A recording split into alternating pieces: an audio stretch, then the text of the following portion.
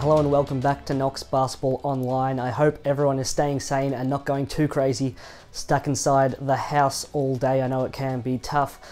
Just like to give a quick shout out to Melbourne Orthodontic Group who are making this all possible for Knox Basketball. When basketball is back up and running, you will notice the great sign on the floor of State Basketball Centre's walkway. If you haven't already, it has been up for a couple of months, but give it a look when you're back in the stadium. It does look great, and make sure you support Melbourne Orthodontic Group. If you missed yesterday's episode, we had DMAC taking us through some ball handling drills that you can do at home nice and easily.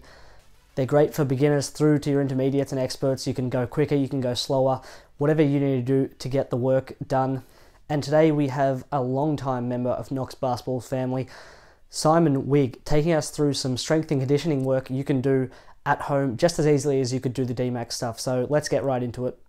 Hello Knox Basketball family, my name's Simon Wigg. I'm a physiotherapist. I've been involved with the Knox Basketball for over 20 years. I've been heavily involved both at junior level, both domestically and for Raiders. I've coached at both levels as well, both domestic and Raiders as well. I speak today because I'm a bit worried about our kids and whether they're doing enough during this enforced off-season. When you do have a break, there tends to be some loss of fitness, but more importantly, there's a loss of strength.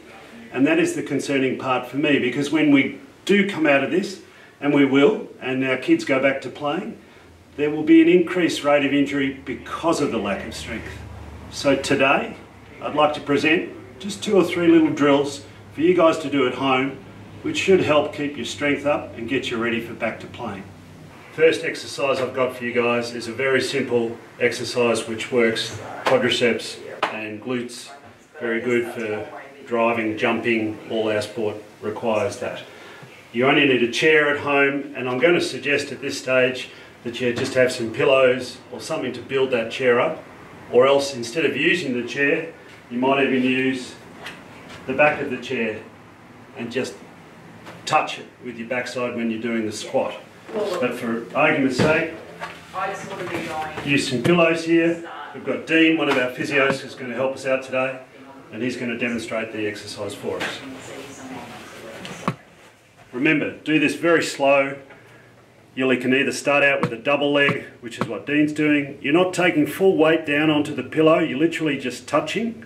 And as Dean's showing you there, he can counterlever with his arms if your balance is not that great. Hopefully you get to a stage where you can reduce the height of the pillows or remove some of the pillows to make it harder, or keep the same height and then do it as a single leg. Points of issue or contention here is not letting this knee dive in.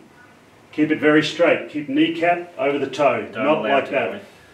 Keep it out, keep it straight. And I'd like to see you try and do around about 8 repetitions of this, and maybe 2 lots of 8. Obviously change legs, do the other side. Exercise number 2 is a bridge with a walkout. We're working on our glutes here and hamstrings.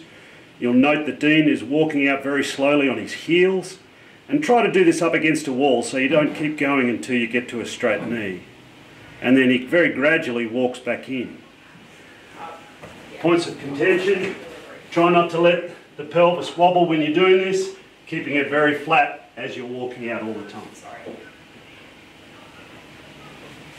Nice to know that you've got your core activated by pulling your belly in, but remember, don't hold your breath throughout. Same number of repetitions, try and do 8, 2 lots. The third drill for today is a backwards fairy walk, where what we're trying to achieve here is working your calf muscles, but also your glutes at the same time, because you're having to push out against the band. So we try and involve more than just one muscle group at any one time, and he will vary the amount of knee bend that he's also doing so as to produce more work for soleus or gastrocnemius, the 2 muscles that make up the calf. How many you do? Well, I tend to do it down the hallway at home, so if you did 2 or 3 up and back, I think that would be fantastic. Some terrific insight from Wiggy there. Make sure you follow him at Wigg's Physiotherapy Clinic on Facebook and at Wigg's Physio on Instagram. As I said before, he's been a long-time servant of the club. He does a lot of great work with both our senior program and our junior Raiders and junior domestic program, and he really knows his stuff. So check him out, give him a follow and support him through this time.